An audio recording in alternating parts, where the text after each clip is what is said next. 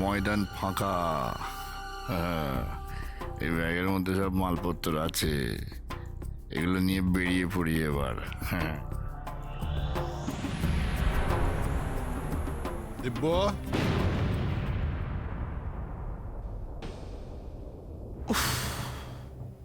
ব্যাস দিল তো পিছু ডেকে। কি বলে রে, কথা আছে না, যেখানে বাঘের বয়স।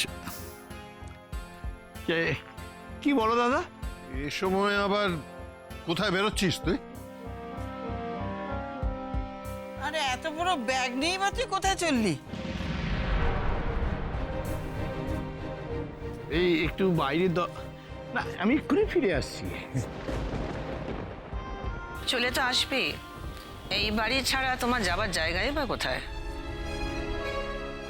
এত বড় ব্যাগ নিয়ে আপনি কোথায় যাচ্ছেন? আর ওটাতে কি আছে?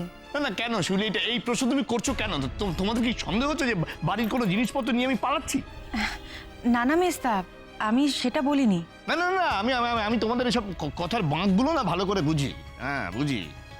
এই রে, এবার ব্যাগের ভেতর কি আছে সেটা দেখতে চাইবে না তো? ওদের যে ভেগ ধরার পোশাক আছে, জামা কাপড়, পরচুলা। হ্যাঁ? তুমি না সবসময় মনের মধ্যে তিলকে তাল করে কষ্ট করো। শিউলি সব ভেবে এইসব কথা বলেছে নাকি? তো আউট অফ কিউরিওসিটি জিজ্ঞেস করেছে এত বড় ব্যাগে কি আছে। আচ্ছা আমি বলছি দিদি ভাই, এই ব্যাগে না আমার শাড়ি আছে, ড্রাই ওয়াশ করতে দিই। আরে সে আমার সঙ্গে থেকে থেকে দেখছি রুমুর বুদ্ধিটা পুরো খুলে গেছে, মাথাটা দারুণ।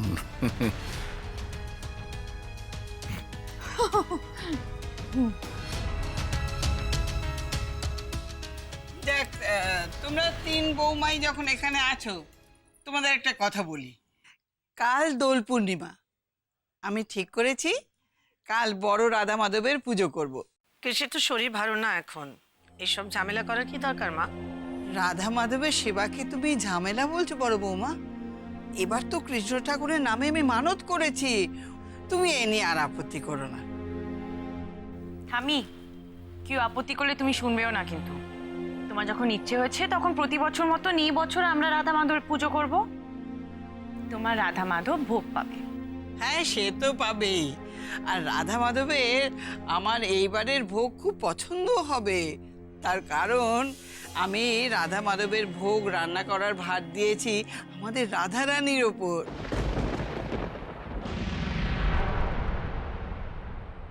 No, never.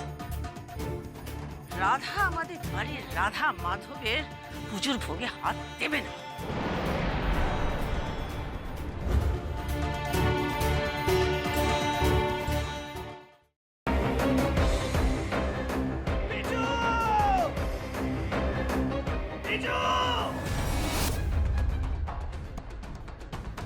কি করে করতে পারলে তুই?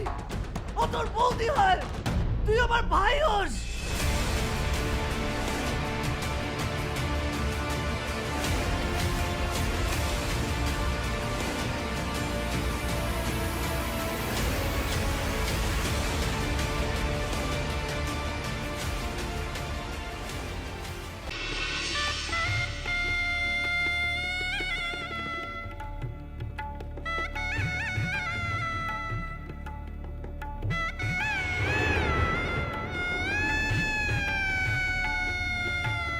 আমি বুঝতে পারছি না আরো একটা বড় ব্লান্ডার করলাম কিনা। কি বড় মামু? আমি ওদের 20 লাখ টাকা দিয়ে দিয়েছি। সে কি কথা? কেন? তোমার কিন্তু কথা ছিল এই কথাটা 5 কান না করার। যাই বাবা, তাড়াতাড়ি বজরংবলীর পূজাটা দিয়েছি। আমি লাড্ডু না দিলে তো বজরংবলীর ব্রেকফাস্টই খাওয়া হবে না। আরে বাবা, এবার তো কোল থেকে নামাও। ও হ্যাঁ হ্যাঁ, আর যা বললাম মনে রেখো।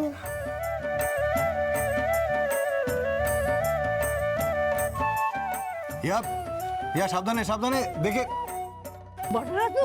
আমরা চেষ্টা করছি যাতে ওকে যত তাড়াতাড়ি সম্ভব। জোর দিয়ে বলতে পারেন কি ওকে জীবিত অবস্থায় পাওয়া যাবে?